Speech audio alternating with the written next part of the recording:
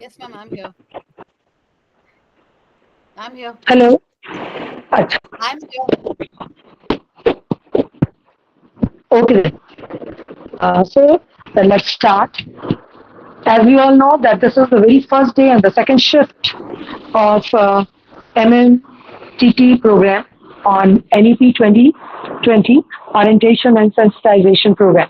For the second session, our resource person is a very enlightening and very intellectual person. Though she is from the commerce faculty from BHU, Dr. Rakhi Gupta, and it is really an honor and a pleasure to tell you that she has been the alumni of I am the and she has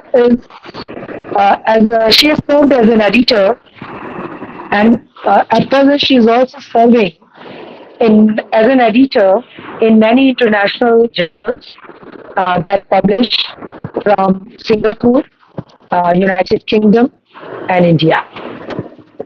And she has uh, done or achieved a diploma degree from the International Business Management Institute from Berlin, Germany, in Ranatic Prabandhan. I think so.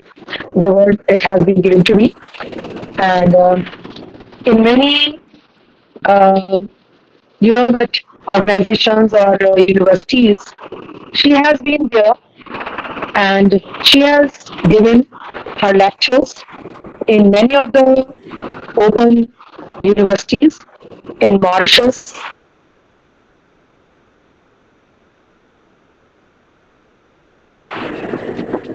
Virginia, and Vishakhapatnam, and they have been leadership also. She has, uh, you can say, in her leadership, she has very successfully uh, played her role there. And as far as the felicitations or honors are concerned, she has been confirmed many honors and awards from many academic as well as social organizations. And she has given or delivered lectures from more than 60 universities. It is really credit goes to her. And her 59, more than 59 research papers are to her credit, and 49 publications they are there. And we are really fortunate enough to have such a scholarly person amid us who is going to give you or share her knowledge with you. And I hope that the topic which she has been given is Indian knowledge system.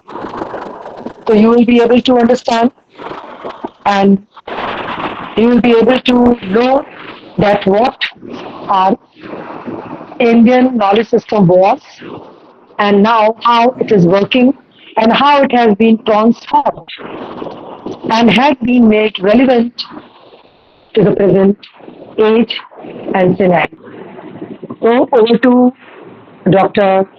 Rakhi Gupta ji. Thank you, ma'am. Thank you, Charu, ma'am. Thank you so much. Good evening, ladies and gentlemen. Uh, I hope I'm quite audible. Hi. Okay, thank you so much. Good evening, ladies and gentlemen. I'm sure any session, after lunch is a big monkey on the back of the speaker as well, on the back of the audience also. But I hope that I'm able to do justice to the topic that has been given to me on IKS. And I'm very much thankful to you, AMU, for extending that opportunity to get connected with this august audience today. I hope that the session will leave an indelible imprint on everybody's mind and soul today, as I shall be uncovering the vibrant history of Indian knowledge system today. So let me go and start with the presentation, and then we go with it. Just one.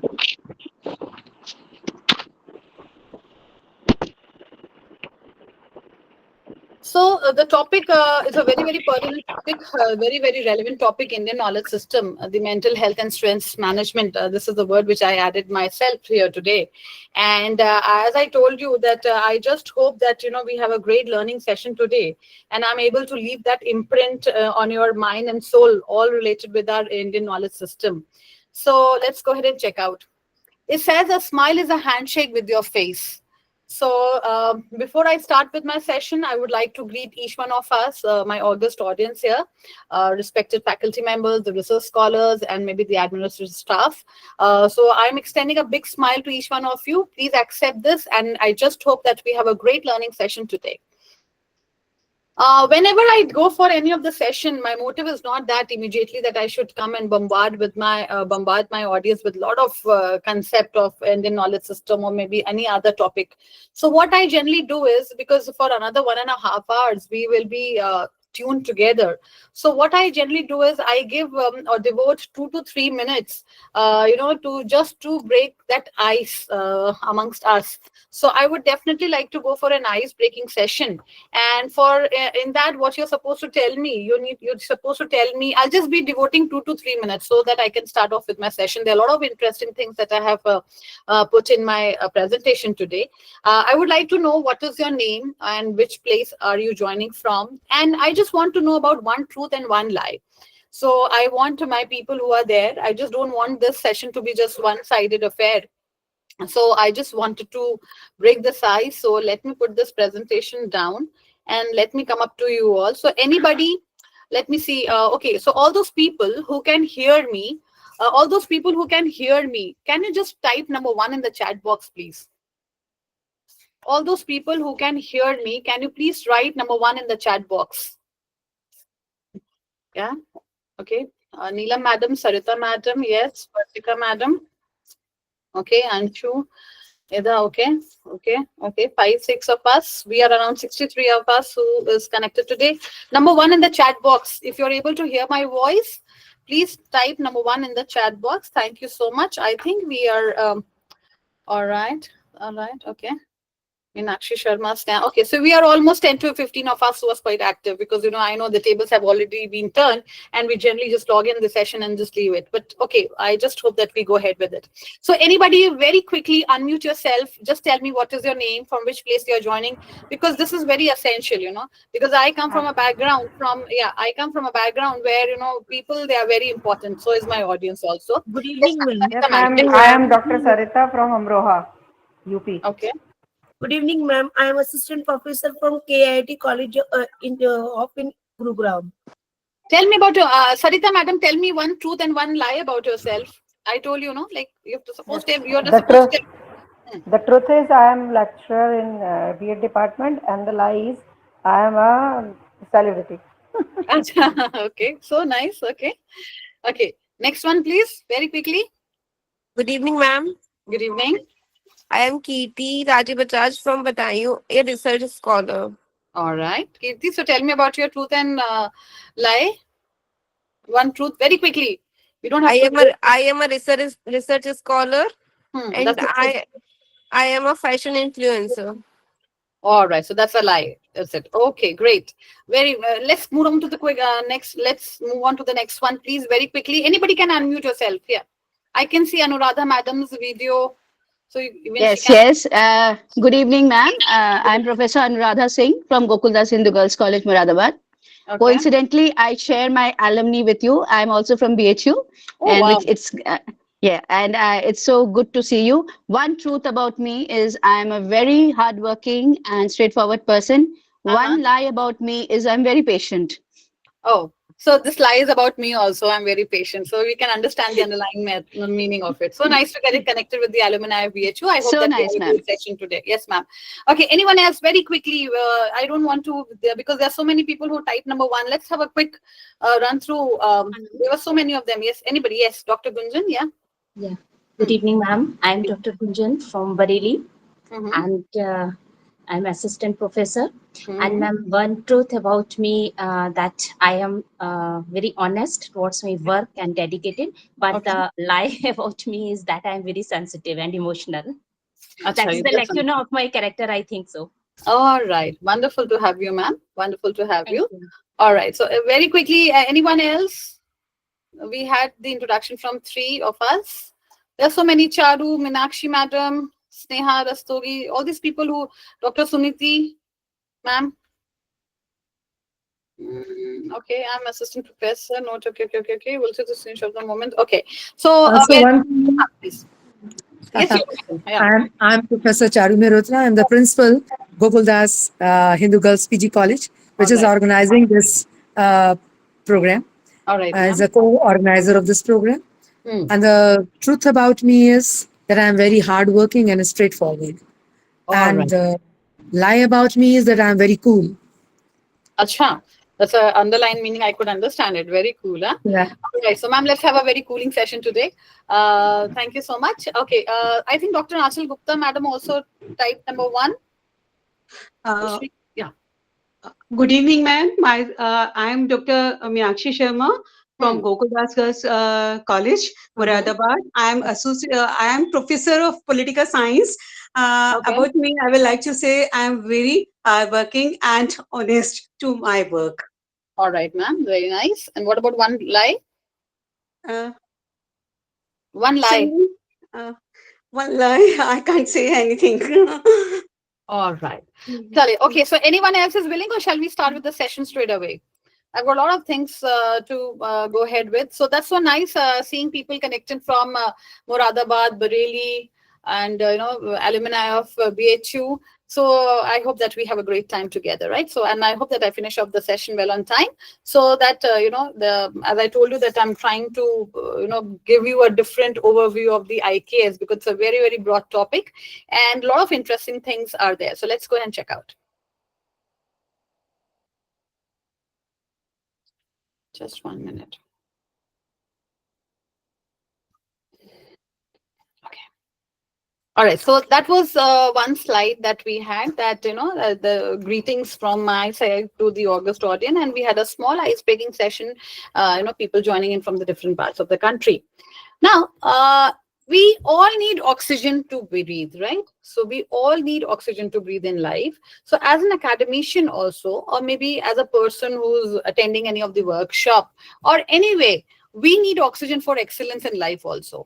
So when I basically talk about oxygen, I am talking about O2. The formula, the chemical formula is O2. And what does this O2 stands for? It stands for offline and online. So we cannot bypass the importance of online methods, and we cannot bypass the importance of offline. Again, it is the bliss of the technology that we are connected with each other. And this IKS system, that, the thing that I will be talking about, there are a lot of things that I will be discussing. So this is also possible, because it's not possible for us to go to each of the places and get a view of it. But again, it is the bliss of the online or the technology that helps us to get an overview of the beautiful things that we have in India and abroad. But when I talk about Indian knowledge system, of course, India is vast in that aspect also.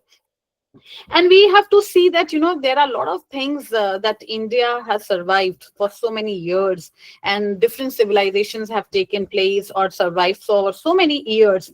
And we find that it has some kind of potential and some kind of substance which is imbibed in our Indian knowledge system. Let's go and check out. So so I thought of starting my presentation with a very, very important word, and this word it talks about the well-being. Now, when I talk about the well-being, so the topic itself talks about well-being. That okay, that we are talking about, something where we talk about that we want to have the goodness of everyone. So it says that the Indian knowledge system is founded on the well-being of all. So whenever we talk about Indian knowledge system, there's so many things. I've got a plethora of things to tell you about Indian knowledge system. And it talks about that the Indian knowledge system is based on the foundational base of well-being of all. It talks about well-being. It says that sarve bhavantu सुखनीनः सर्वे सन्तु निर्मायः वसुदेव कुटुम्बकम् एकमस्य विप्रः बहुधा वदन्ति Krishna To Vishwa Aryam, a knowledge system which ensures right understanding and clarity of living in harmony at all levels of human existence, can be called a holistic and humane knowledge system. So we have to understand that, the knowledge system that we talk about, it is just not that things that have already taken place in India, but again, it will talk about the well-being of everyone. So there is a underlying motive that, anything which we talk about Indian knowledge system, there's so many of the things I'm not going to tell you right now, because there are number of topics which are interdisciplinary, and we find that all these subjects, all these things, they have an impact on our young minds also. And a lot of cultures and civilizations have taken over a number of years, and we are trying to delve deep. The more we try to delve deep, the more deeper we go down. So it's like IKS is like a hidden treasure, my dear friends. It's just like a hidden treasure chest. I hope you understand the chest. So as we have the bank chest, we have that kind of hidden treasure chest in India, and a lot of things have been explored, and this hidden chest is actually waiting to be discovered. There's so much of profound wisdom in our Indian knowledge system that we really want to know what it is, but because of the paucity of time, because of the busyness of the people, we hardly take cognizance of it, we hardly take any notice of it. But we should be thankful to UGC and the NEP programs of such kind, which has actually helping us to actually have a look at the Indian knowledge system, which is very, very vast, very, very intensive. And where we talk about that our Indian knowledge system, it is something which help us to create a tapestry of knowledge. So it's just not the knowledge, but a tapestry of knowledge that will be created. So this we know that the Indian knowledge system is actually divided into three words, and this Indian knowledge system, as the word itself is telling us, Indian knowledge system. So let's bifurcate it. Indian is something, where we call it as an Akhand Bharat. So we have seen in Mahabharat, we have seen in Ramayana, a lot of hidden lessons are already a part of it. So when we talk about Akhand Bharat, it is we are talking on a very, very broad sense, that where the country is rich in cultural, and it is rich in our literacy, it is rich in all the aspects. We have a huge corpus of knowledge also. So right from the Jammu Kashmir to Kanyakumari, from Gujarat to West Bengal, or maybe the Northeast Asian, we find n number of things which are yet to be explored, and we are really eager to know a lot of things which are hidden. So we know about the India Akhand Bharat. When we talk about the knowledge, we are actually talking about the reservoir or the tapestry of our knowledge system, and this knowledge can be attained with the help of our observation, our experiments, our old literature, our history, and which can be actually validated, and the analysis can be done. When you talk about the system, it is basically a structured mechanism that we have. So we know that IKS has its own corpora, the methods, the criteria for generating, validating, and propagating the knowledge. As you all know that I'm joining from Varanasi, you might have heard about Kashi Vishwanath temple or the corridor. You might have heard about that masjid also. Look at the way the things are being explored. Look at the way we are trying to date back with the help of carbon dating to find out the ages, about the Kashi Vishwanath temple. So I am joining from Varanasi. So people joining from different parts of the country, they can better tell me that, which is the most historical part of their current city, and what you know about it. Hardly people will know about it, or very few things would be known to us. But again, as I told you, that we should be thankful to the UGC and these NEP programs, which help us to sensitize these issues and help us to gain better knowledge, or the enlightenment is there. So it talks about the Indian knowledge system, where it talks about the health and wellness. We know that I started off my presentation with the word well-being, because all the knowledge system, whether it is we talk about Ayurveda, whether we talk about the nature therapy, whether we talk about the perfume making, whether we talk about Ramayana, whether we talk about Mahabharat, everyone is talking about the well-being. And I'm sure, I'm thankful to each one of us that you have actually joined me in the transformative journey, because earlier also we were never aware about the knowledge system. But again, this is a journey where we are actually passing through, and where we find that the past is very much illuminated, and the present in which era we are staying. We are trying to get that kind of knowledge, and we are trying to become the foundations for our own intellectual exploration. We are trying to explore things on our own, and we are again increasing the tapestry of our enlightenment. So we talk about the Indian knowledge system, which actually focuses on well-being. It talks about the intellectual exploration. It talks about anything which is related with maths, yoga, or Vedas. It talks about the structures, design, astronomy, consciousness studies, or the culture. I can give you n number of examples which are related to all these things. And at times, my dear friends, things are very much common, but until unless somebody doesn't sensitize it, we do not understand it. We know that what is Veda, we know what is art and culture, we know what are different things which are there in a particular city, or different temples or structures, so many things to explore. So this IKS is basically the indigenous knowledge that we have. We talk about the environment, we have the weather, we have the agriculture, we have the science, technology, medicines. If I ask you a simple question, before going for a marriage, do you go for matching of the kundlis? Everybody will say no, yes, I go for the matching of the kundlis. But have you ever thought about that what is there in the kundli, or how things move? Or if you remember, when we used to see Mahabharat, the title track of Mahabharat, where we used to see that big chakra, that was the Kala chakra that we used to have. So that also symbolizes something. So there's so much to explore in the Indian knowledge system, and because and we are so fortunate enough that people in our ancient times also, they had that kind of proudness of that sharp minds to develop those things. And we are thankful to so many other people who have given so many beautiful inventions in India, and which are actually spread across the entire universe.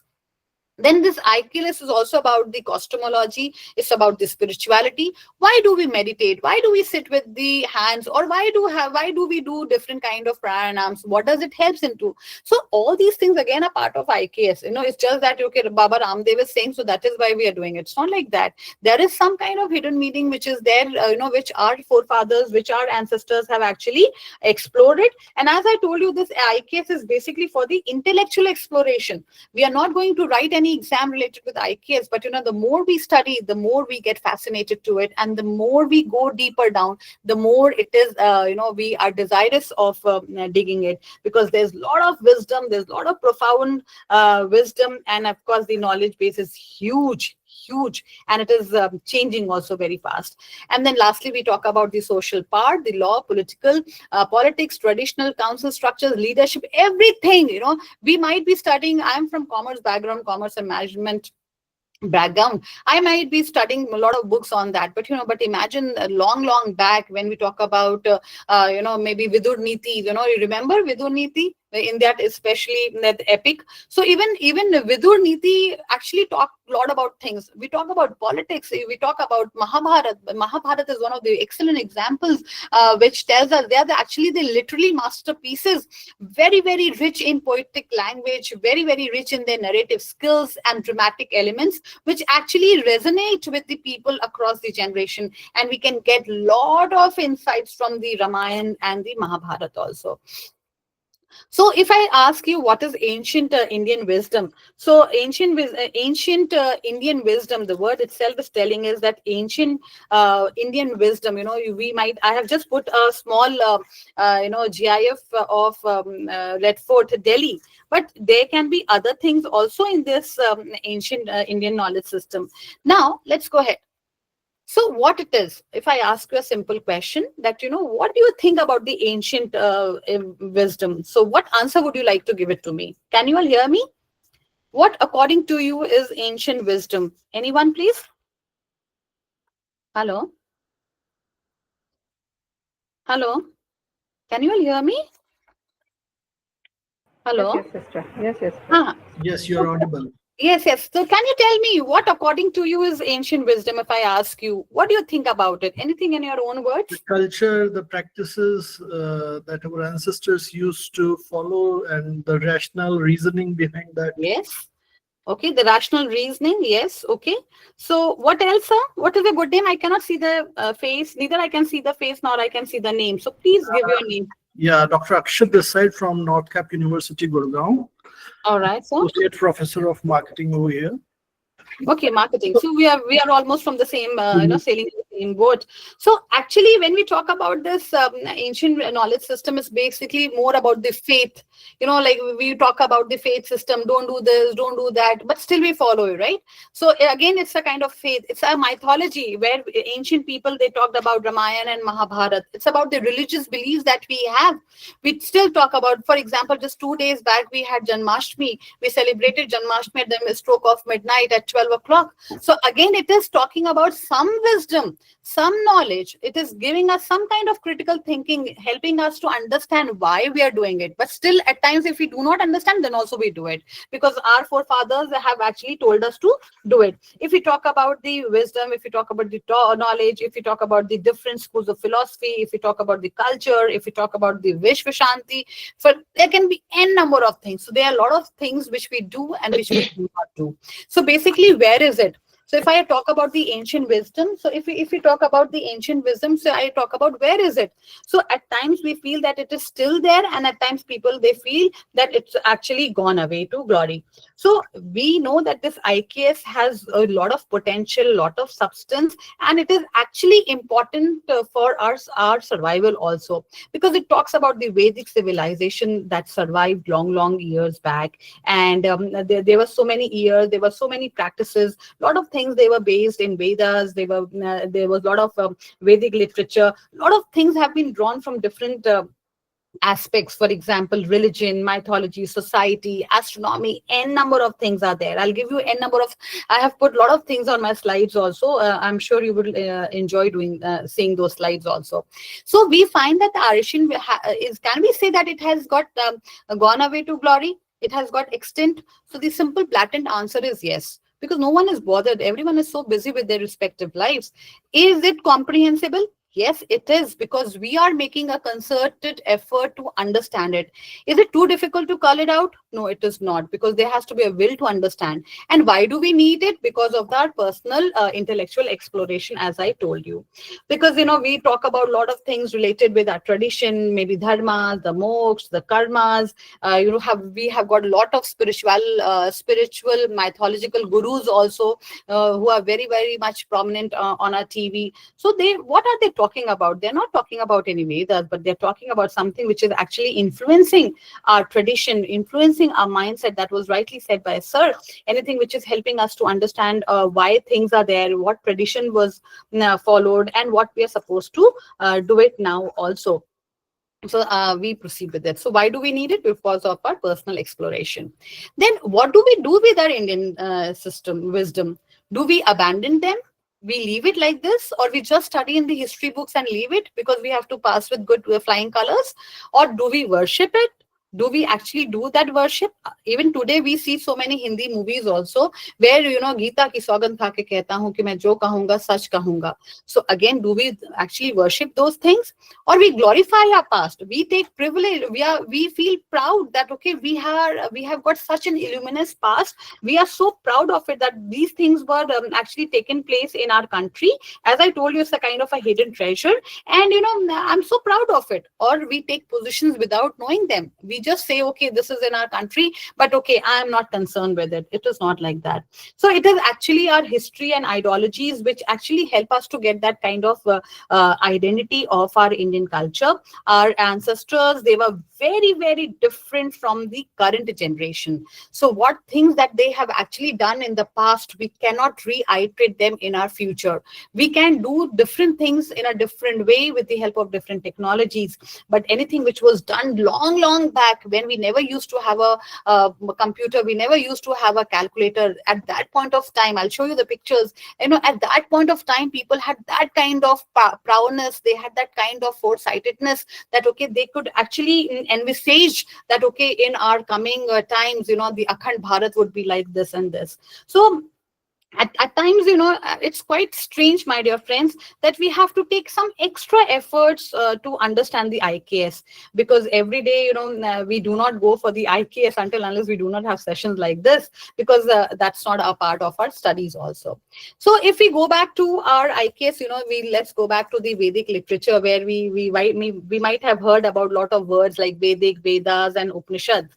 So actually, what they actually talk about, so the Vedas, we know that there are basically 4 four Ved that we talk about: Rig Ved, Sam Ved, Yajur Ved, Athar Ved. So Rig Ved happens to be one of the oldest Ved, which actually talks about the storytelling, or maybe anything which is questioning about all other things. Maybe the Sam Ved, it's more or less related with our the music and art. Or maybe Yajur Ved, it talks about the sacrifices. So a lot of teachings are there, a lot of hymns are there, and a lot of dialogues are there. And Athar Veds, so Athar Ved is basically where we talk about the processes, we talk about puja, we talk about medicine, we talk about health, and we talk about so many other things. So however, these Vedas and Upanishads, they play a very, very crucial role. We know that there are around 108 Upanishads, and it talks about, again, our own old culture, which is very, very philosophical, very, very spiritual.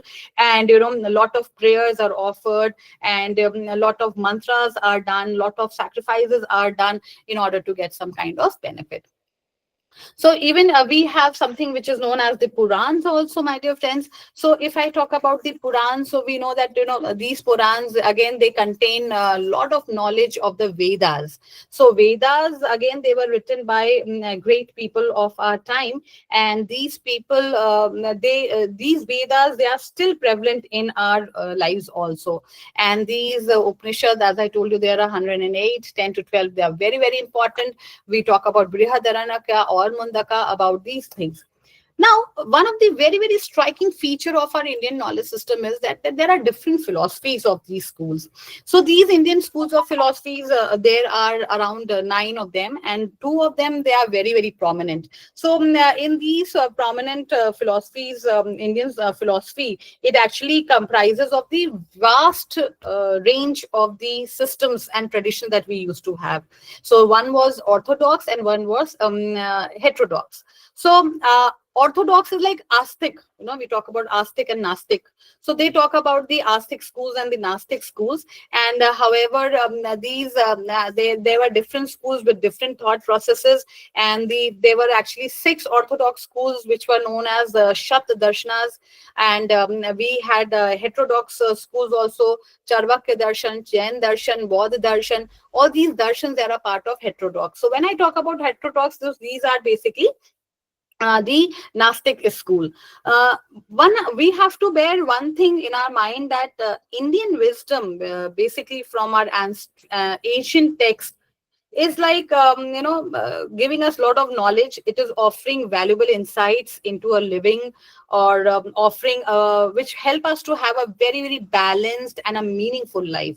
The first word which I started with was the well-being, if you remember. So we actually try to encompass the concepts of karma, the non-violence, the awareness part, the mindfulness part, with the help of these Indian schools of philosophy, to have a better understanding and have a very meaningful life.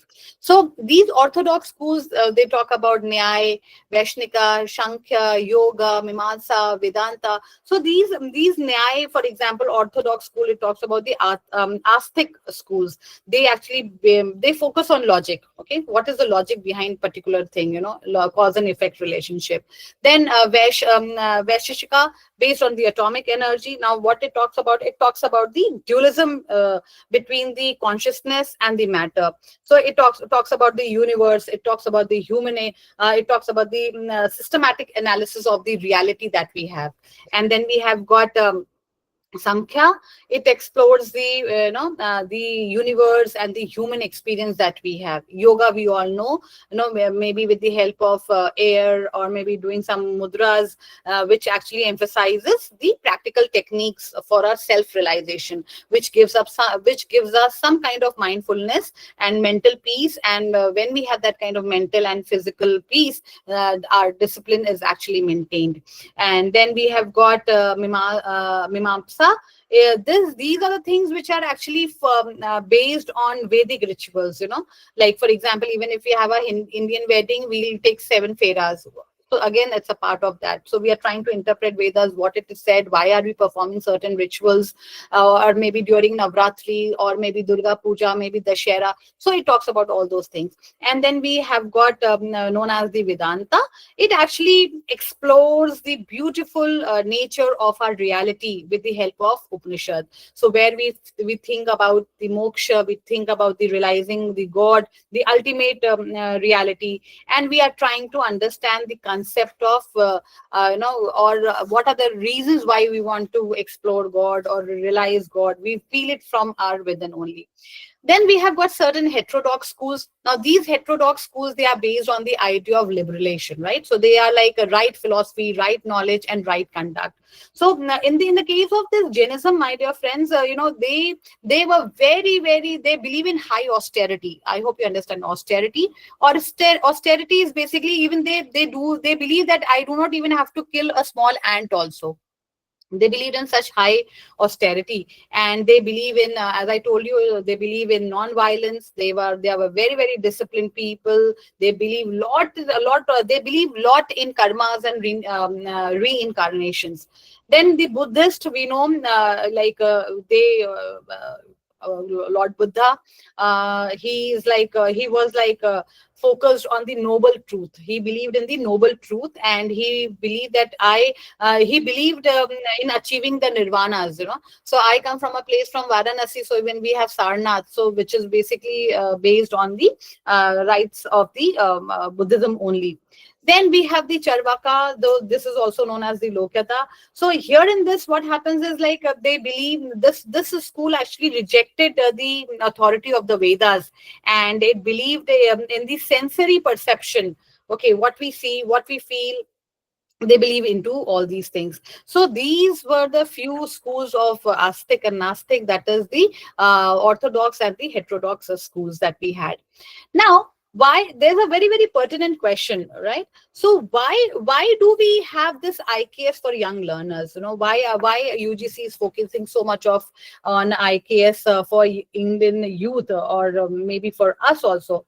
So anything which the government does, it is basically for the youth only. So why it is doing it? So what I personally feel is that the government wants the significant contributions that have been made by our ancestors or the people, so that people, they can understand.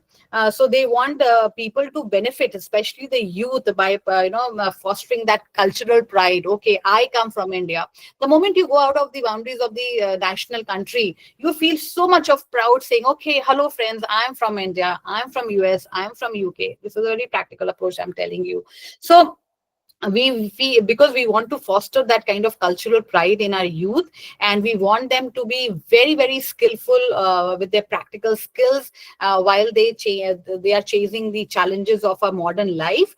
And as we know that IKS is for the well-being. Please understand, it is for the well-being. So the IKS can help us, the youth, to get that kind of employment opportunities, and understanding the beauty of our Ayurveda. As you can see, the slide that I have put here, it talks about the astronomy, it talks about the Ayurveda, it talks about the Chanakya Niti. So many things are a part of this. So actually, IKS actually can instill that kind of sense of identity.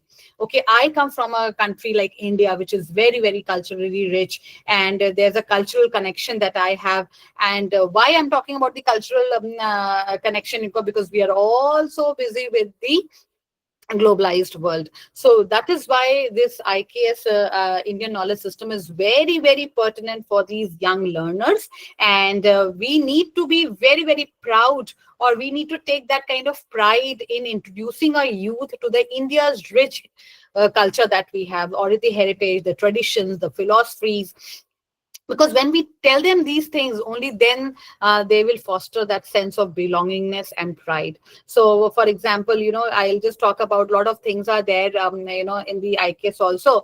For example, anything which is related with Ayurveda, whether it's related with aromatherapy, nature therapy, where we are why it is happening, what is happening, and it is all helping us to have that kind of holistic development or approach to our critical thinking, our education, or maybe our mental and our well-being system also. So that is the reason that, why I talk about the Indian system for the youth, so that they can take that kind of pride and they can understand that how it can help them to establish or foster that kind of connection with us, which will eventually help them to be more skillful, more employable, and they can get better equipped with the valuable and marketing or marketable skills also.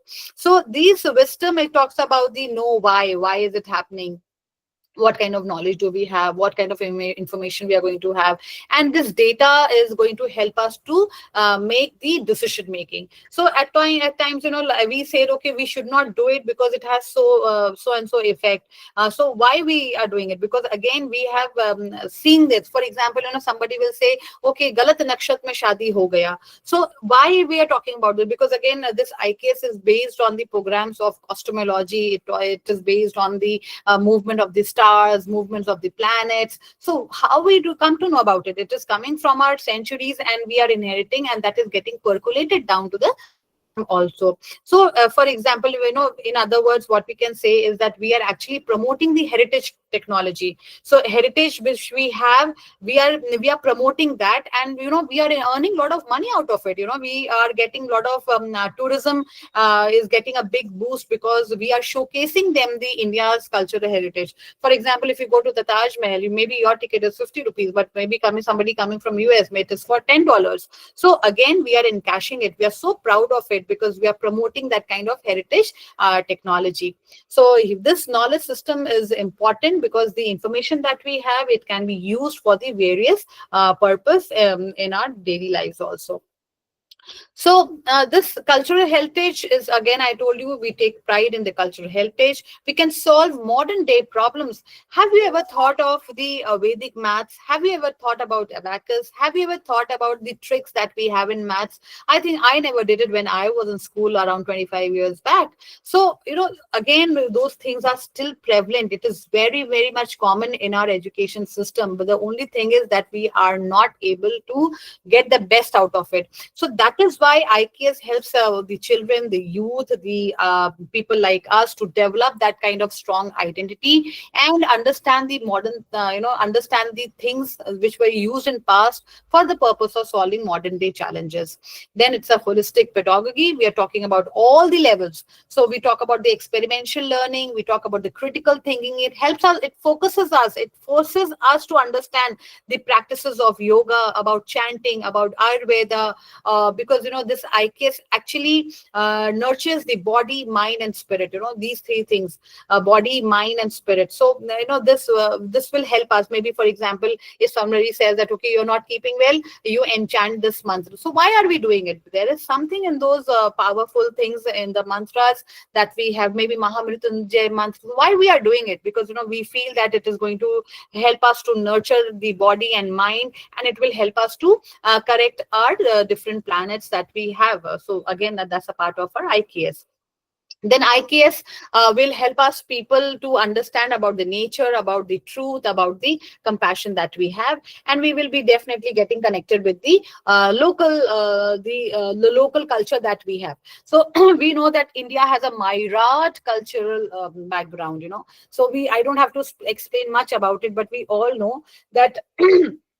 We all know that from north to south, west to east, we have a Mairat culture, and because of this rich cultural heritage of India, we cannot we cannot bypass this. So as a citizen of India, we have to be rooted in our own cultural and tradition. So that is what IKS is actually helping us to foster that kind of pride in ourselves and of course in others also.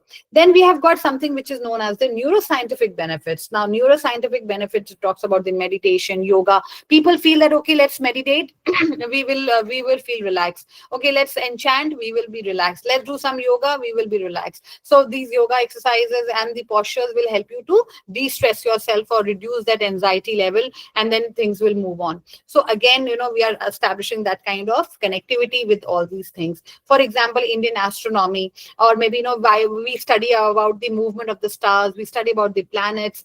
For example, if we have got solar eclipse, we have got lunar eclipse. Again, it is telling us a lot of things about our ancient Indian cultures, and we feel that again it is giving us some kind of profound knowledge.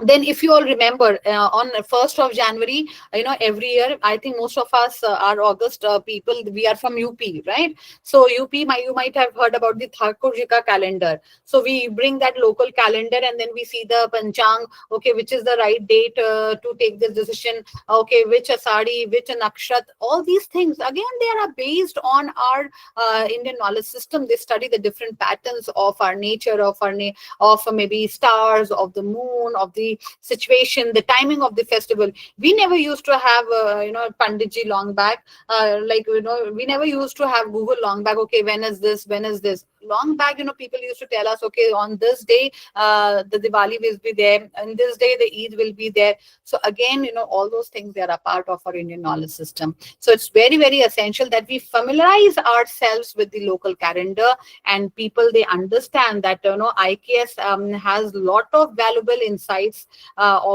which it can offer valuable insights which will actually address the contemporary challenges in our daily lives.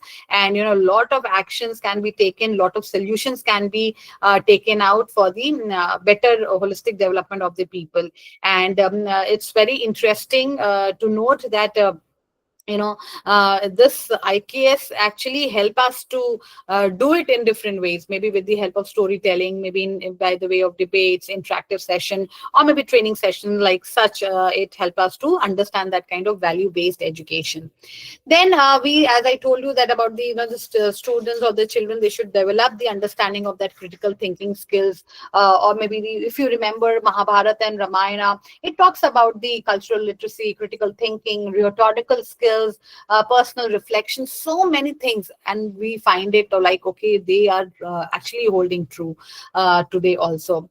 So let me come to another very exciting topic of our presentation today, which talks about the science and technology. As I told you that this Indian knowledge system is just not related with only related to Ramayana and Mahabharata. There are a lot of other aspects which are a part of our knowledge system. So like for example, as I told you, like in my session, be ready to get captivated by the timeless scriptures, the technologies that we had. People had never thought of it, that okay, these things actually existed, and they were so pertinent. Imagine, people were so thoughtful, people were so knowledge that they could make beautiful things, beautiful structure without any fault. In the case of science and technology, my dear friends, for example, number system and unit of measurement. So we know that in the case of science also, the invention of zero was done in India. And this invention, unit of measurements, they were part of it, a part of our culture only. So we are thankful to the people who have actually done it in the best possible way. For example, as I've been telling about, it was actually in the 7th century that Brahma Gupta developed the methods of using zero. So zero was actually inscribed in the walls of there's a temple in Gwalior. So it is still imbibed, which talks about the or it radiates about our Indian culture. Then measurement of distance and energy. Distance and energy, for example, people could tell us, okay, what is the distance between between Earth and maybe moon, or maybe which kind of energy, or maybe they tell us about the for example, which nakshatra is there, which nakshatra is good, what will happen if you take, for example, very practical example, all these pregnant ladies who are on way to family, they tell the doctor, no, I'm not going to have a normal delivery, please, I will go for a cesarean only, and I want my child to be born on so and so date at 10.4 PM, for example. So why are they doing it? Because they somewhere or the other still believe that the movement of the stars, the movement of the planets, it is having an impact on our on our lives only. So this is all about our measurement. Then we talk about the panchang. So let's go ahead with and check out this. Like this slide talks about so many things that I'm going to talk about. For example, geometry. So anybody coming from maths background? Anyone from maths background? Hello? Yes, I am. Yes, ma'am. Are you from maths background? I'm very bad with maths. Let me put it on my honest confession. I'm very, very bad with maths. So, people coming from maths background, I'm sure in your maybe graduation days or maybe other time, you might have talked about the geometry. So people in the olden ages also, they could make these symmetrical designs so well that we can't even make it today also. So they talk about, people, they talk about, they used to talk about distances in different meters, or ek angul, do angul, they used to do it in that regard also. Then in the case of science and technology, my dear friends, look at the panchang. So as I was talking about, most of us are from UP only, and we know that Thakur Ji ka calendar, on the first day of January, our family members or the anybody who's head in the family will give us that kind of gyan that, okay, go and get that Thakur Ji ka calendar. And that Thakur Ji ka calendar, it will have a different panchang. Maybe what is the situation of Rahu Kal, or maybe nakshatra, which nakshatra is there, which day. Now again, imagine the beauty of it. Even if you are going to purchase a new house, I'm sure everyone will go for a muhurat. Guruji, tell me what muhurat should I enter the home, or what time I should have that muhurat puja. Even on Diwali also, I'm sure everyone else who's connected on this platform today in the AMU MMTC center, session, we all take out the muhurat. So how do we get it? So again, it is a beauty of our, ancient Indian wisdom. Again, as I told you, IKS is a collection of the ideas, the practices that have been there, and it has been passed down through the generations now. So even as this panchang, or maybe the, these calendars, it is again coming from our ancestors to the current generation, the globalized world, we can call it. It is coming to the globalized world. And we still believe in all these panchangs. We still believe in chanting. We still believe in that vibrational energy that we have around us. We know that there can be some kind of powerful words that we have, like for example, Om.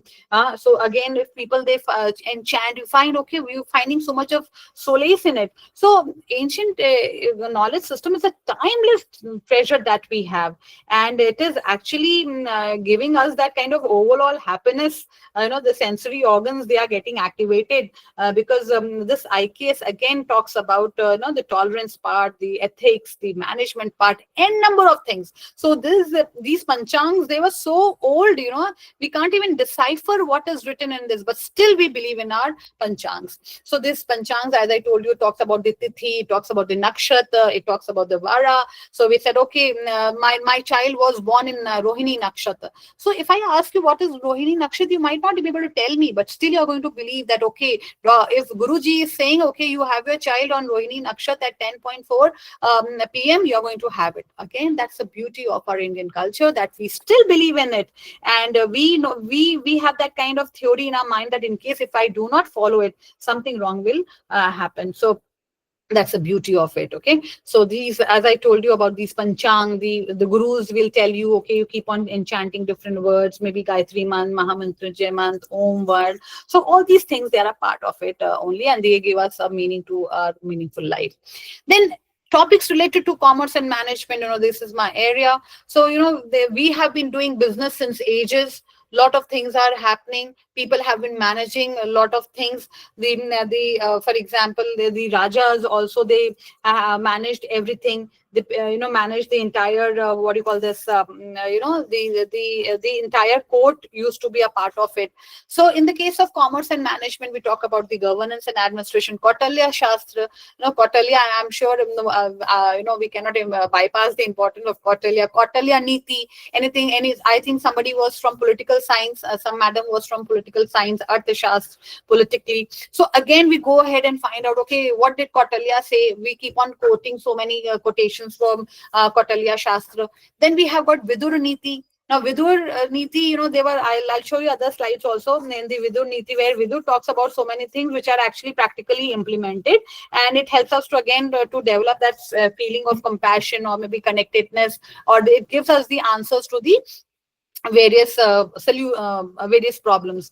Then it talks about the trading in ancient India, the barter system, Indian agriculture. Can you imagine? We know that that most more or less 76% of Indian population, they are engaged in agriculture.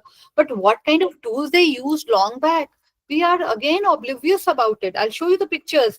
Then ways of traveling and business. Now, when people they used to travel, how they used to travel, maybe on carts, they were able to develop it. And then the way they used to bargain with people, those were the skills of our people are, and that's all history and ideologies that were used to giving us a special identity to our Indian system only. So we know that, as I've been talking about the Shastra, we're talking about the management, we talk about the, philosophies that were actually propagated by these people. So at times it is not easy to work all with them. There may be people because there are different philosophy schools, or Nastic and Astic. So it all depends on what we take and what we do not take.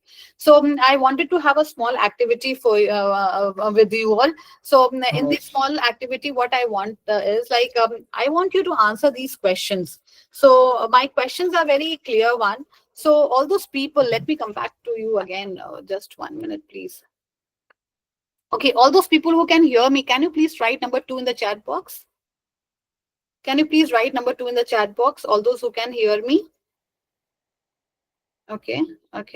Akshat, Vijendra, okay, Kuldeep, Dr. Sarita ma'am, Kirti, Rajiv, Bajaj. Okay. Anyone else who can hear me can write number 2 in the chat box. Dr. Aparna. Okay. Asim Kumar Das, sir. Okay. No issues. So at least we are 6-7 people who are there quite active. So even if you're hearing me, right? Yes, not Nandina madam.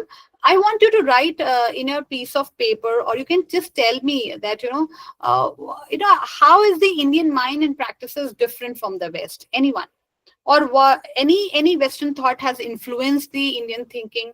I want you to have that kind of critical thinking related with our knowledge system. Please take a minute and focus on these, and then we just have a 1 minute discussion on it.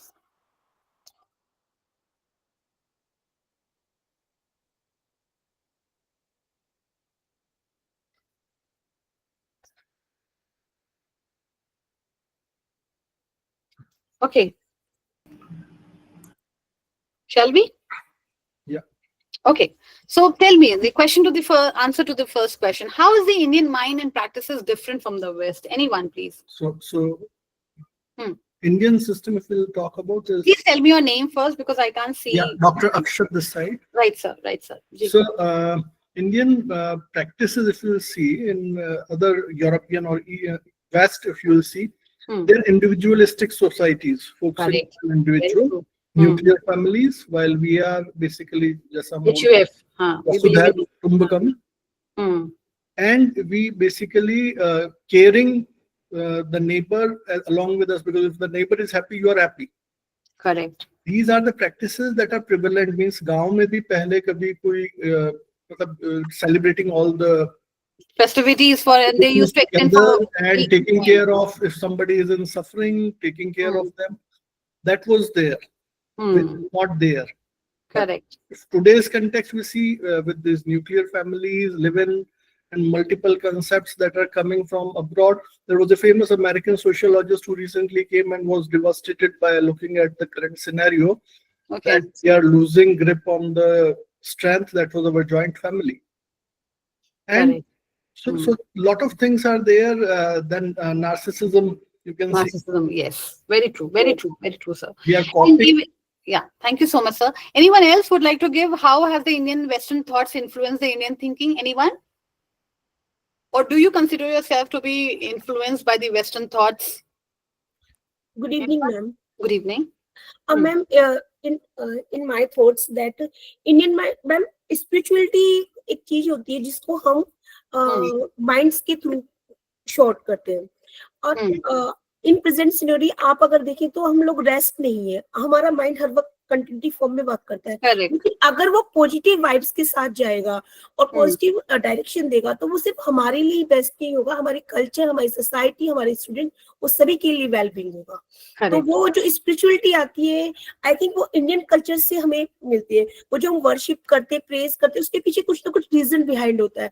आप only 5 minute भी नहीं मैं बोलती, उससे भी कम time में अगर आप सिर्फ एक ओम का उच्चारण करती है, आप देखिएगा इतनी पॉजिटिव वाइब्स आपके पास आती है कि वी थिंक कि हम दूसरों से डिफरेंट अपने आप को खुद ही महसूस करने लगते हैं। और वही अगर आप कोई मूवी देख के आते हैं तो positive negative we don't know, पता नहीं XYZ क्या। That is the beauty of our knowledge system. Yes. You know, the chanting. I'm saying in our Indian culture, are very much beauty and things that positive vibes always coming through. अभी जो योगासन है, सब चीज इसी के through चल रहा है. Thank you so much. Thank you so much. So I'm sure at times we feel that our people, they feel that that it is getting drained. There's a kind of a brain drain from India, but now there's a deep drain. People are coming back to India and they feel that anything which is in our knowledge system, in our science and technology, that they are trying to imbibe it. And of course, as rightly said by Sir also, that they believed in a lot of nuclear family, and we believe in HUF system. So naturally, all those things, they are very much pertinent. And as we are talking about the science and technology also, so we know that we have been exemplary in our astronomy, math, science, all those things. So will you believe one thing, like in our olden times, as we were talking about the business, the punch tola. So people, they knew how to mix 5 metals: gold, silver, copper, lead, and iron. They never had any kind of those measuring tools, but still they used to mix it in the perfect manner. And then, we had those kind of idols and all, remember? Like in Kashi Vishwanath ji, we had one Annapurna Devi idol, which was stolen long back, and it was brought back from Canada. So again, what I'm trying to emphasize is we have a great culture in our knowledge, in our India system, and we are still related with it. And that quest for more, it is not going to get quenched, at least for me, because the more I study, then I feel, okay, let me go ahead more and study more, because we talk about the Sanatan Dham, we talk about Sanskrit, we talk about Vedas, we talk about Upanishad, and we talk about the knowledge that is actually being given through the notes and stories and guidelines, everything, so we find that it is actually giving us some kind of peace, and mental stress is there. So again, that is all related with our it's all related with our well-being only. And a lot of events have actually taken in history, which actually tell us these things were there. People believed yesterday also, and people, they believe today also. Whether it is the Dharma Shastra, whether it is the Smriti, whether it's a Vedic corpus, whether it is our history, whether it is our case studies, whether it is our thoughts, beliefs, anything, action, philosophy, wisdom, whatever you want to call it, we find that we are still discovering. It is not yet fully discovered. That, as I told you, it's a treasure chest, which is yet to be explored more and more. So that is the difference. Okay, so let's go ahead with this. Next one is like Bhagavad Gita. We know that Bhagavad Gita happens to be one of the very, very pious what do you call this, book in India. And this Bhagavad Gita also gives us lot of knowledge to our young minds, and even to us also. So again, this very, very pious Hindu scripture, which is dated long back, and a lot of things are related with our Bhagavad Gita also. So it talks about the Shraddha Valanala Bhate Gyanam Tatpara Sayantintre Gyanam Labdhava Param Shantim Chirena Viga Gachati. This shlok says that people who have faith and control their senses will gain knowledge and achieve peace. Now, this is not practically implemented. People have lost the control over their senses, and they are involved in so many nefarious activities. So, but this teaches us that, if we are able to control our senses, we can actually gain a lot of knowledge, which will eventually help us in our improvement, in our well-being. And that is what it talks about. Then a very beautiful thing that we talk about in the IKS system, as we told, we know that this IKS system, it talks about the Ayurveda. I'm sure we are not oblivious of this Ayurveda. India has a rich, these dense forests down south, which are there, which can be explored further. These natural resources, they can be explored further for the benefit of it. And these Ayurvedas that changes the life of an individual.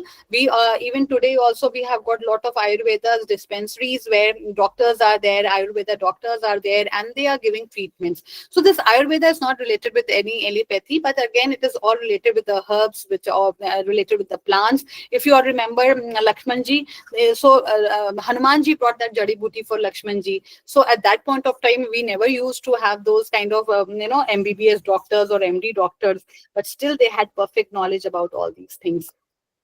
Then we talk about the nature therapy, my dear friends. So nature therapy, you might have heard about the acupuncture, you might have heard about the Reiki, you might have heard about the, you might have heard about what you call this magnet therapy also. So I come from a place from Kanpur. So Kanpur has one center, which is actually known as the Hospital of Nature Therapy. So any patient, with any kind of problem, which is of course not too chronic, so these people, they go to such what do you call this centers. And this nature therapy, it involves the five elements rather.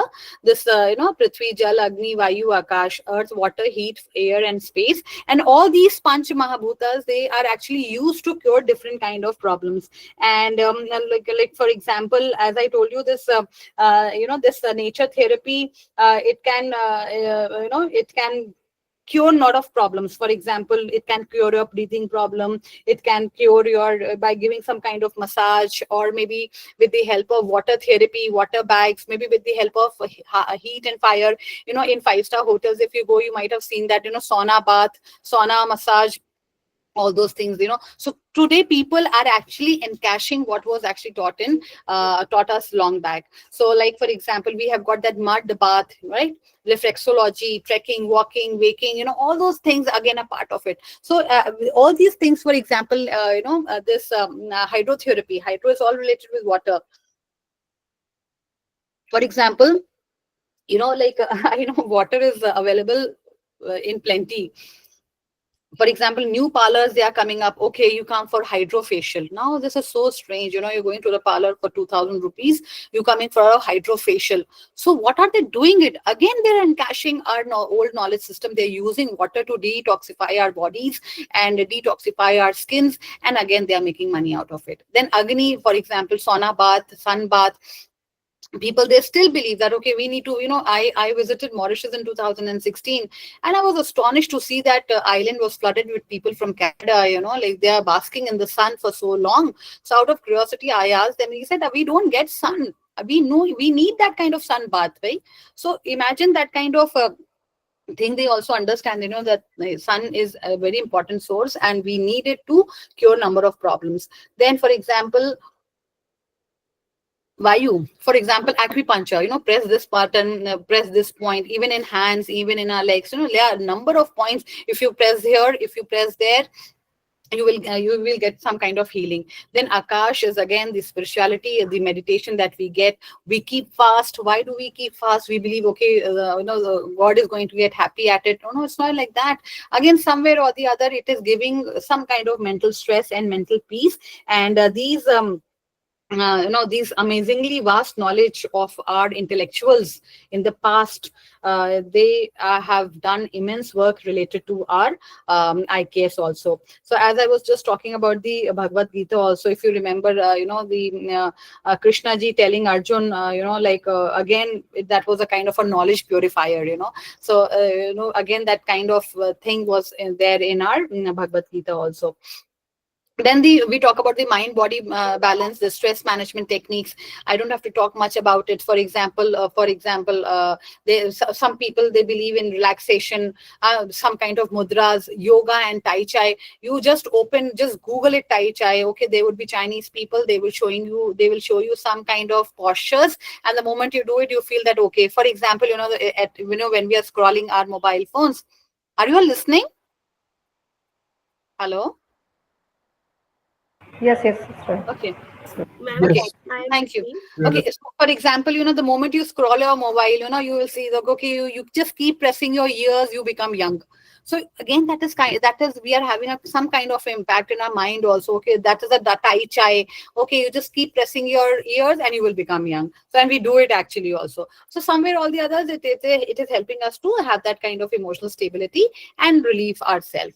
Then very beautiful work, which is a part of our IKS, is all related with the aromatherapy, right? So aromatherapy is all again related with perfumes. So I'm sure this concept of knowledge system, again, it dates back to our ancestrals community, and they have actually accumulated this perfume making or aromatherapy and since generations. Okay, so maybe from the flowers we used to get that kind of aromatherapy. There are essential oils which we have, which is going to actually help us to de-stress ourselves, give some kind of calmness, cleanse our milk, clean our body, give us some kind of cooling impact, or maybe it helps us to boost our immunity system. So people say, okay, it has got this extract, it has got this oil. Again, it's a part of our Indian knowledge system only. For example, there can be some kind of oils which help us to release some kind of pain. It reduces our anxiety level, or maybe it helps us to kill that kind of microorganisms in our body and give some kind of refreshment, or maybe some kind of tissue formation. So again, this aromatherapy is strange. We spend thousands of rupees on all these aromas too, because some way or the other it is healing ourselves. So since it is healing ourselves, we spend thousands of rupees on this. And if you remember this Hanumanji, as I told you, Donagiri Hills to get that booty for Lakshmanji. So again, that booty, there was some ingredient. I have no knowledge about this booty. I'm sure nobody will have, but I know that it had some kind of smell also that helped Lakshmanji recover. So there some kind of treatment was actually given. So we call it Mrita Sanjeevani was there. So these things are all part of it. So this aroma of Mrita Sanjeevani was used to cure. So if you remember aromatherapy and Buddha ji, the Gautam Buddha, Jivaka was the grandson of Bimasara and son of Abhya, the prince of Rajgara. So they all studied, again they inhale that aroma, because this aroma is like all the perfumes that we have. So any nice perfume or any aroma which you get, it relaxes your mind, it boosts your immunity, it stimulates your cognitive functions in some way or the other. I know it helps you to reduce an anxiety and we feel good. So at times, as I told you, these oils, they have some kind of healing power, and which is going to actually calm our mind, soothe our spirit. So there are three things, body, mind and spirit. So these aromas that we have, it actually, there's a lot of referential text was also given, which helps us to, in Bhagavad Gita, that, aroma, inhaling that kind of aroma will help you to heal the body. It will help you to calm your mind and soothe the spirit also. So Gautam Buddha ji was, inhaling that kind of lotus smell, or creating that of aroma. Then, and this, as you can see the number, I have inserted a lot of pictures to give you that kind of visuals, right? So look at the beauty of it, right? So this is Agni, this is all the mantras, this is all the spices that we have, or maybe we talk about this astronomy that we have, Agni, old ways of doing agriculture. And even today also we study, we do all kind of part, right? So on the birth of somebody, on the death anniversary of somebody, I'm so sorry, we do that kind of part also. Why do we do it? Because again, it is coming from our ancestral history. So I have a very beautiful video to show it to you. So I hope you enjoy this video related with IKS. Just have a look at it. Okay, is it visible? Hello? Yes, ma'am. Okay. Yes, ma'am. All right, let's Yes, ma'am. Yes, ma'am. yeah.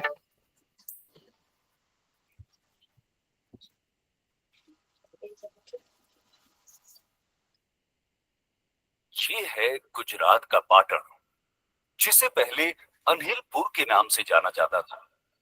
Patan Gujarat की पूर्व राजधानी भी रहा है। यहाँ है रानी की बाग, एक ऐसा स्मारक जो बेहद खूबसूरत और अद्भुत होने के साथ ही आधुनिक इंजीनियरिंग की दुनिया को भी आश्चर्यचकित करता है। ये भारत में अपनी तरह की अनोखी बाग है। बाग यानी बावड़ी या सीढ़ी नुमा कुआं। जहां ज्यादातर स्मारक राजाओं द्वारा अपनी रानी की याद में निर्मित कराए गए हैं, वहीं रानी की वाव ऐसा स्मारक है जिसे एक रानी ने अपने राजा की याद में बनवाया है। इस बावड़ी का निर्माण सोलंकी राजवंश की रानी उदयमती ने अपने पति भीमदेव प्रथम की याद में 11वीं सदी में कराया था। ये बावड़ी न सिर्फ जल प्रबंधन प्रणाली में भूजल संसाधनों के उपयोग की तकनीक का बेहतरीन उदाहरण है, बल्कि भारतीय भूमिगत वास्तु संरचना का भी सबसे विकसित नमूना है। रानी की वाव सभी बावड़ियों में सबसे बड़ी और सबसे ज्यादा अलंकृत है, साथ ही मारू गुर्जरा आर्किटेक्चर का उत्कृष्ट नमूना है। इसका निर्माण उल्टे मंदिर की तरह किया गया है, यानी डोम नीचे और स्तंभ ऊपर की ओर है। इसमें नीचे से ऊपर की ओर 7 सीढ़ियों की कतारें हैं। 7 मंजिला इस वाव की हर मंजिल पर बहुत ही उच्च कलाकृतियों का निर्माण किया गया है, जिनकी मुख्य विषय वस्तु भगवान विष्णु के रूप और अवतार है। लगभग 70 मीटर लंबी, 23 मीटर चौड़ी और 28 मीटर गहरी इस वाव में 500 से भी ज्यादा मुख्य कलाकृतियां और 1000 से भी ज्यादा छोटी कलाकृतियां हैं। इन मूर्तियों में भगवान विष्णु के 24 रूपों और 8 अवतारों के अलावा नागकन्या, योगिनी जैसी सुंदर अप्सराओं की कलाकृतियां भी बनाई गई हैं। इन मूर्तियों की चमक देखकर ऐसा लगता है जैसे इन्हें वर्तमान समय में ही बनाया गया हो। क्या आप जानते हैं कि ये बावड़ी 700 सालों तक गाद में दबी रही? दरअसल 13वीं शताब्दी में हुए भूमिगत परिवर्तनों के कारण वो नदी ही विलुप्त हो गई जिसके किनारे ये बावड़ी बनी थी। बताया जाता है कि भूमिगत प्लेटों के खिसकाव के कारण इस क्षेत्र में बाढ़ आई और बाढ़ थमने के बाद ये क्षेत्र गाद में दब गया। ये गाद इतनी अधिक थी कि इसने 28 मीटर गहरी इस वाव को भी जमींदोज कर दिया। वाव के लंबे समय तक गाद में दबे रहने को ही इन मूर्तियों की चमक का कारण माना जाता है। रानी की वाव को दोबारा ढूंढ निकालने के पीछे भी एक लंबी कहानी है। दरअसल भारतीय पुरातत्व विभाग ने 1950 के दशक के मध्य में इसका उत्खनन शुरू किया, जो लगभग 40 सालों तक जारी रहा।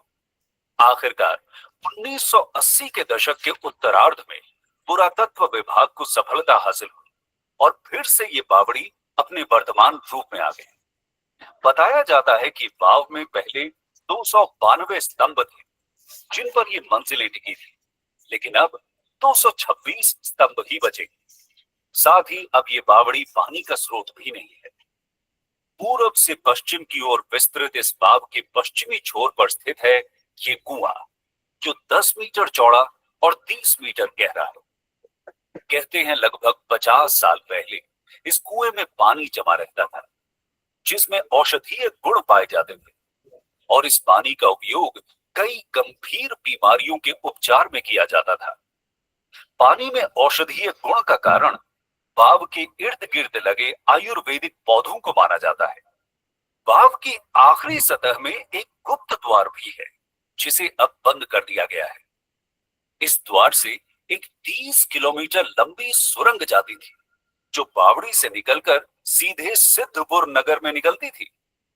22 जून 2014 को यूनेस्को वर्ल्ड हेरिटेज साइट में शामिल तकनीक और खूबसूरती के लिए प्रसिद्ध इस अनूठी वाव को यूनेस्को की विश्व विरासत समिति ने भारत में स्थित सभी बावड़ियों की रानी का खिताब दिया है।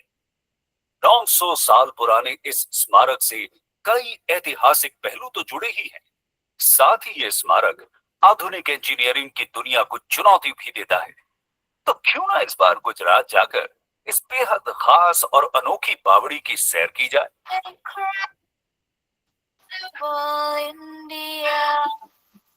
All right, so how was it?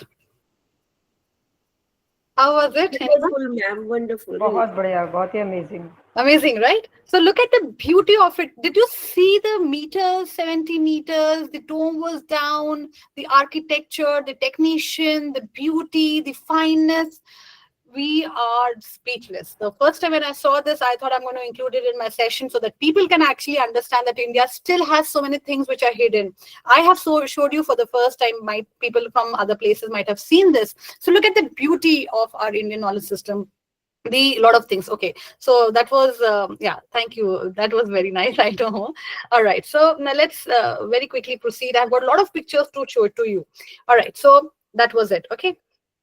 Okay, now Thanks, madam. Very nice lecture. thank you, sir. Thank you. Okay. All right. So let's very quickly go ahead and check out. Can you tell me if you want to, like, I just showed you this video. Now, can you tell me if I want to see the combination of art, science, engineering, and technology, where do we go? Anyone? Patan. Huh? Where? Kaha? Patan. Patan. No, no, I'm not going to the Bavadiyon ki Rani. But that was again, it was an exemplary example. And the best part was during 900 years ago also there was women empowerment. Please understand. So, you know, a big hand to all the ladies who have joined this session. Because ना आपने इसमें mention किया था कि अब तक जितनी भी बावड़ी है वो सिर्फ राजाओं ने अपनी रानियों के लिए बनवाई, बस ये पहली है जो कि रानी के द्वारा अपने राजा की याद में बनवाई. Correct, correct. So that was again women empowerment 900 years ago. But again, that was one side on a lighter mode. But again, it what was a beautiful example of the combination of all. Okay, very quickly, let's proceed. So if you want to see the combination of science, art, engineering, technology, where do we go? We simply go to temples. Okay. So if you want to see the rich science and technology and art of our ancient history, so we just have to go to the temples. Now look at this beauty of this. Now these are actually the musical pillars. Okay, now can you imagine thousands of years ago also people had knowledge about sound technology, right? If you ask any of the engineering student that, okay beta, do you have any idea about the sound technology, so people will be quite oblivious and they will say no, I do not have. So look at the amazingly vast knowledge that we have, and during thousands of years ago, you know, this is a musical pillar. So if you just tap on any one of the pillars, right? So now if you tap on any one of the pillars, the entire echo would be heard in all the other pillars. People were so apt. Imagine, they never did any BTech engineering course from Amity. They never did anything from IIT. But again, they were so knowledgeable person, that these were the musical pillars that they were made. So speciality is again, these were the this was actually built by Pandyas, and you know it's actually Nidasi Nedumanaran. This is a place which is a cluster of 48 pillars, and 161 pillars they will make the sound. And you know, if you tap just one pillar, all the pillars, you know, you can hear the echo of it. Second, water management of Bharat step wells. Can you imagine the beauty of it? By seeing the picture only, you can see the symmetry. If I ask you to draw a symmetrical line, I think nobody will be able to do it properly.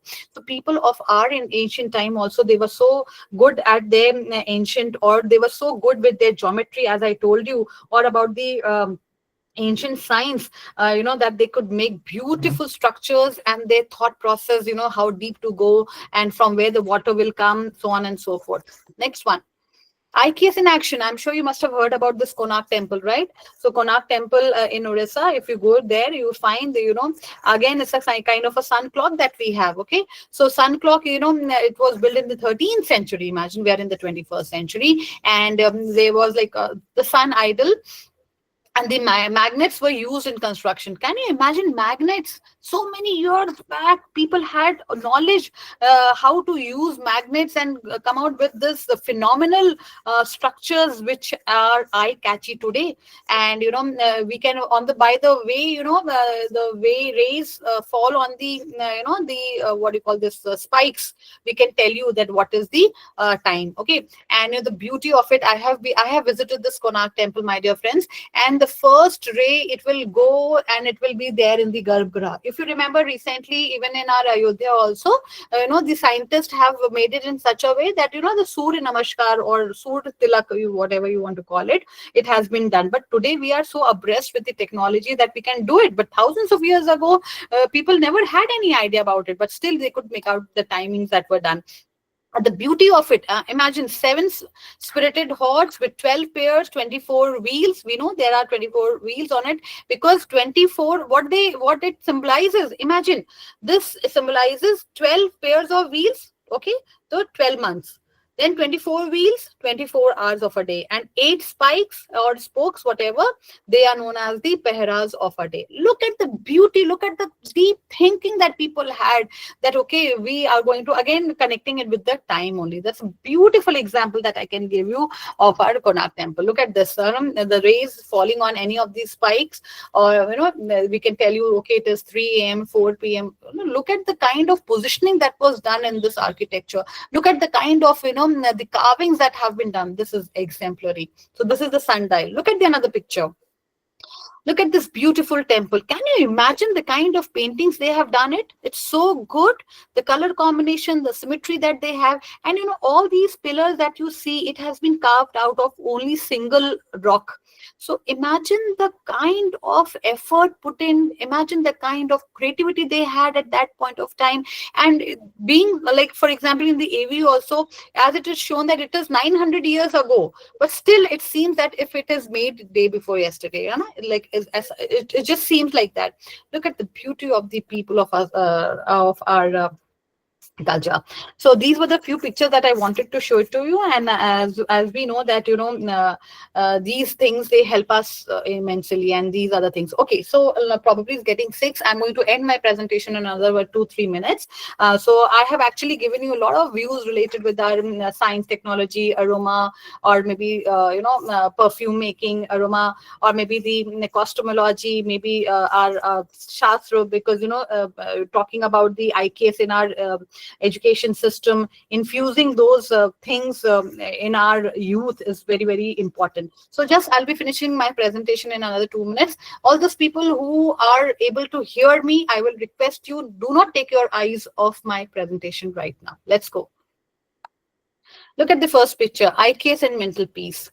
So this is again talking about the mudras. In our daily globalized world, people are so jam-packed.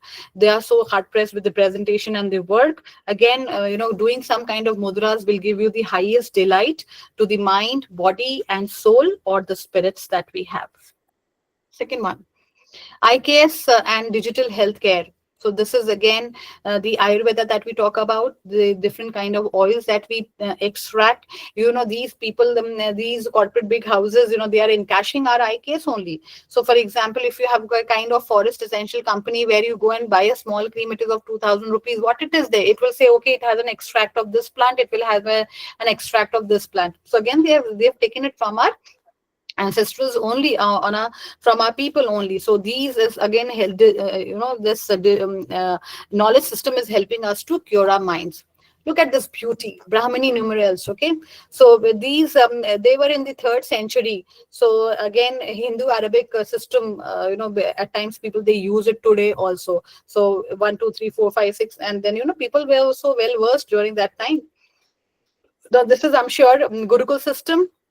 Again, the kind of knowledge that was imparted to these people, it was par excellence than what we actually imparted to our students today. So IKS system, the Vedic education system, it talks about the immense knowledge that used to be given by the people. IKS and child psychology. So, like if we teach students, our children, about the knowledge system, about our maybe aromatherapy, nature therapy, about our science, technology, Vedic sciences, Vedic maths, anything which is, I just spoke about all those things, it can give a lot of wisdom to the people, and it will help children to be more tolerant, to be more ethical, to be more sustainable, to be able to have that kind of critical thinking, and giving harmony, or having that kind of balance across their physical, mental, and spiritual aspects of life.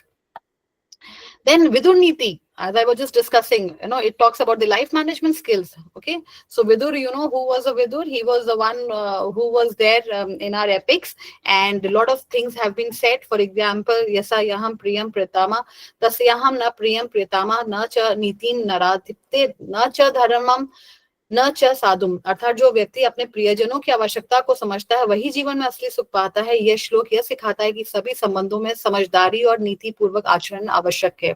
If we are able to teach these lessons of importance of a family, we can do immense, or we can contribute immense to our well-being of our young generation that we have. And again, as I told you, that we talk about the holistic approach of everything, of achieving the state of harmony, or about the well-being or being happy. All these things are very important. The second one, ना कर्ता धन्यम विपरीतम। यह श्लोक यह सिखाता है कि जब हम दूसरों के दोषों और गलतियों पर ध्यान केंद्रित करते हैं तो हम अपनी प्रगति को ही रोक लेते हैं। But however, this is the practical fact that we are more into alligating others. उसने ऐसा किया, उन्होंने ऐसा किया, but we forget that we forget to point a finger at our own self. Then Swarvadharme Nidhyam Dheyo. Real religion is to be cautious towards your responsibilities. So look at the beauty of these hidden meanings that we are actually getting from our knowledge system. Then IKS and technology. Oh, Baba, look at the beauty of it. Look at the beauty of temples that we have from Pan India. So you look at the tombs, look at the scriptures, look at the symmetry, look at the sound system, anything you see, and it is marvelous. So again, the people are in our own age, they were so good enough to understand the concepts of technology, about geometry, about science, so many other things. Look at this. IKS and architecture. Beautiful architecture has been, you can see across India. So this is the mysterious Panchavarna Swami temple, which is located in Vodiyapur, a very small town in Tamil Nadu. Can you imagine how this water is coming actually from his mouth? So this is not now, this is long, long back. So, people during that age also, they knew how to use that kind of stone technology. Look, the another one. For example, the South Indian temples, these are beautiful. Meenakshi temple or maybe other South temples. It is such an eye catch. It is such an eye delight to see these pictures or to see the beautiful scriptures that have been done. Look at the kind of carvings that have been actually done. Oh, this is my favorite slide. So, are you all seeing? Hello? Hello? Yes, ma'am. Okay, I'm going to edit it another 5 minutes, 3 minutes. Can you imagine these scriptures? They have been taken long back. As I told you, the importance of online and offline. People had an idea that in times to come, there would be a device, something like which is known as a mobile phone, which would have a kind of a QWERTY mobile number system. Can you imagine? Just look at the cycle. Cycle was invented later on, but people had it invented long back. Right, so imagine this cycle mobile was invented 13 years ago, and in India, where we talk about 1991, when Prabodh Mahajan ji brought that mobile kranti in India. So look at this beauty of it. People had it. Look at this beauty. Ma'am ये जो before that आपने pictures show किया, ये कहाँ पर है? India में कहीं है तो कहाँ पर है? Could you tell me us about this? Ma'am, you have to Google it, because as I told you, we cannot go to every place. I also Googled it, so we need to Google it. Okay, right? My honest confession, I don't want to beat behind the bush. Look at this. This is a temple called Gangai Konda, Cholapuram, and it talks about the 12 zodiac signs. Okay, so everyone believes in zodiac. Everyone will sit in front of it. Okay, aaj ka bhavishwani hamari kya hai? So this was not new. This was all done long back, years, 1,000 years ago. Imagine, people had an idea what is the meaning of zodiac. Look at the sign. This is the Capricorn, or this is the fish. This is the the weighing pan. This is the lion, and so on and so forth. Another one, Navgraha. We all go for Navgraha Puja. Why? People had idea long back. Look at this. The star, the moon, the Rahu, Ketu, sun, everything is here. So again, this Navgraha is not new. It goes back long back. Look at another one. IKS and Mitti cool refrigerators. Can you imagine these refrigerators? They were invented long back. Okay. People used to have milk earlier also. We used to have cows earlier also, buffaloes also. We used to get that kind of grain and everything. They knew the concept that anything, if we keep the things, eatable items in cold, they will sustain for a longer period of time. They will not go bad. Another one. IKS and nature therapy. Example of Lakshmanji, I've already given you that the booty that was brought in by the Hanumanji. So this beauty this Gandha Shastra, basically, it gives you that kind of feeling, that perfume, that it contributes, okay, some kind of inhalation. If you inhale it, then you can get cured also. Look at this, IKS and agriculture. These are all the tools which were used by people during old ways. So these are the chakras, are the another thing, these are the instruments which were they used it some way or the other in agriculture. This was Tai Chai I was just talking about. Okay, just Google it, Tai Chai. So you will also become a fan of it. So they'll talk about press your ears, press this point, move your thumb in this direction or that direction. Again, this is not new. Yoga is not new. Look at this IKS in astronomy. We today also believe in the movement of the stars and planets and nakshatra. Okay, we again talk about we again see the panchang. We again go for the Thakurji ka calendar to see which festival is falling when, and when other things are happening. Again, that is again a blissful glorification of our past. That glorified past that we had. Look at this IKS painting. This is Ajanta Ellora paintings. I have visited this place personally. Can you imagine? Look at the fineness. Look at the color combination. We never had that kind of camlene colors available there at that time. Look at the way people have done it. Look at the way it seems. Look at the figures they are going to speak out. So this is the beauty of our knowledge system. Look at again these temples which are in different parts of the country. Look at this sleeping, what do you call this, sleeping posture of Lord Buddha ji.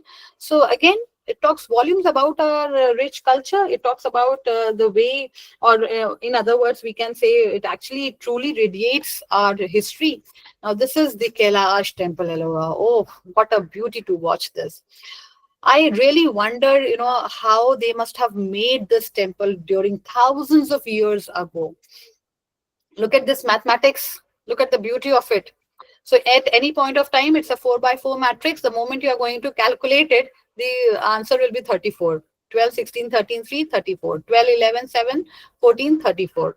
16, 5, 9, 4, 34. So this is the beauty of our own people. Again, the glorified past that I have been talking again and again. Now, if I ask you just to multiply 99999 into 11, can you do it in 5 seconds? Anyone? Hello? No, not possible. Not possible. But remember, it was done in our Vedic maths. That's the knowledge that we had. It was done. Just what is the trick is just 11 minus 1, 10. Just add 10 out of it and just subtract the figure from the 999. This is the answer. If you're having a calculator, just do it. This is the beauty of our knowledge system. This was the beauty of our people who have done it. Next one. Oh, IKS and surgeries. Shushruta Samhita. The surgeries were done long back. Shushruta was the first plastic surgeon of the world. He has done it without having that mechanized automated machinery. Look at the beauty of it. It was done long back also. So this is our culture rich. Look at this. IKS and perfume making. Okay, so perfume making, we dated back to the Mughal system. They were I think Jahangir was the one who introduced the perfume making in 16th century. And he evolved that, okay, this Itra Gandha Shastra, basically, this perfumery is going to contribute to the pleasures of people, and different aromas will give you different satisfaction, something like today, something like that. And so fragrant flowers, they were the indispensable part of that time. And then things were done, perfume making. Oh, beautiful. Look at this. Idle wax making, lost wax. Okay, as I was just talking about, people had an idea how to punch tola karke, for example, how to mix 5 5 elements together in the perfect combination. So we had that kind of idle wax making also. So we keep on seeing in the news also that these ashtadhatu ki murtiyan chori ho gayi. So this ashtadhatu is again part of our system only. It is giving lot of knowledge and giving us a lot of energy. These idols, they give us a lot of energy, and that is why we use them for our worship. Then illustration of the court in ancient case. Look at, we always had this army. We used to have this what you call this, minister, janpat, kosh, treasury. All these things that were prevalent in our ancient India also, and we have it today also. Now, this is a pillar which is in Delhi, and the Mehrauli pillar in Delhi. Again, it was built in 4th century. The best part about this pillar is it will not rust. then there is no sulfur and magnesium which is used in this pillar. So imagine people during the 4th century, they were so well versed that they knew that which are the elements to mix, which are rust free. So that was during the Chandragupta Maurya's period. Look at this. Oldest recorded zero in a Chaturbhuja temple in Gwalior. I was just talking about. So this is the numerals that they used it during that time. So here again these numerals they were used, and again this is a beautiful or classic example of it. And lastly, my dear friends, how we can forget Dadi Ma ke gharelu nuske? So how did Dadi Ma get this nuskes? So these Dadi Ma, again she must have inherited it from her mother must have inherited from her mother, and that's how things are there. So we know that okay, these are the things which are available at home. You can use this and that, and then just one moment.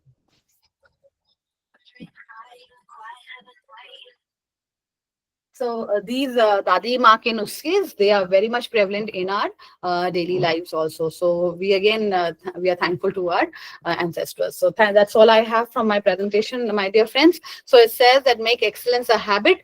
How far can you go? I wish each one of you sitting here, wishing you loads of good wishes for your future endeavors. These are few my books. And thank you so much once again. Let's be proud of our Indian knowledge and transmit it further, because it's so rich, so vibrant, so exemplary that we are all proud of it. Thank you so much. Thanks for the beautiful session, ma'am. Would like to add one point regarding perfumes. Yeah. It was during Mahabharat Kal also, Sugandhit Drav के नाम से महाभारत के अंदर कई जगह वर्णन मिलता है हमें. Yes. How sandalwood and rose and different kind of perfumes were used for during that period of time as well. Correct. So I take a separate session on Ramayana and Mahabharata. I have got a lot of content to speak on that, but because of the paucity of time, and I've already exceeded around 12 minutes of time. So, but I thought I should finish it. Mughal कालीन जो है उसके अंदर नहीं, मतलब ये हमारे काफी पहले से है. But हाँ, they might have increased the use of इत्र जिसको बोलते हैं, वो इत्र का might be concentrated. Correct. So because these are very important aspects, we cannot bypass the importance of them. And there is so much, because my session was just 1.5 hours. So I tried my level best to include whatever I can. So I just, No, it was really good. It was a very amazing session, ma'am. Thank you, ma'am. Very good. Thanks a lot. Thank you, ma'am, giving us such a Thank you, wonderful. ma'am. Anuradha ma'am, please आप thanks It बोल was- कर दीजिए. It was just a relaxation type therapy, your lecture. Thank you. I'm so happy that people were actually interactive also. Generally in these sessions, what happened, people, they log in and they forget. But I'm happy that, people were actively participative also. So thanks to everyone of you.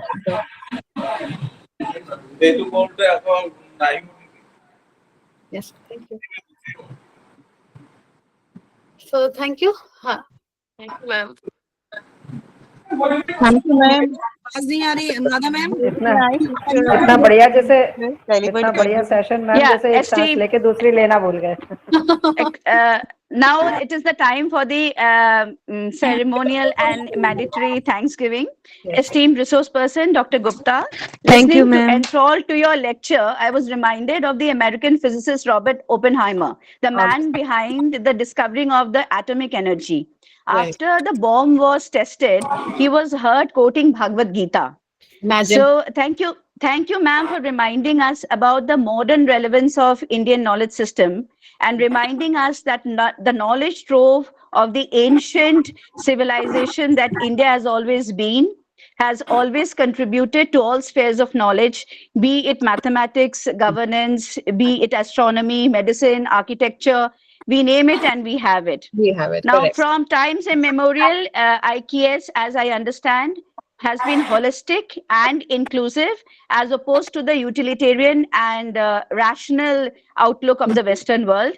It was a privilege, ma'am, to have you today. Thank you again. Thank you so much, everyone. Thank you so much. And have a beautiful evening, and you can have a cup of coffee and tea right now. So I'm sure I just took 15 minutes extra from your busy schedules. Thank you so much. Thank you, ma'am. Thank you so much, ma'am. The session ends here today. Thank you. Thank you so much. Good night. Good night, ma'am.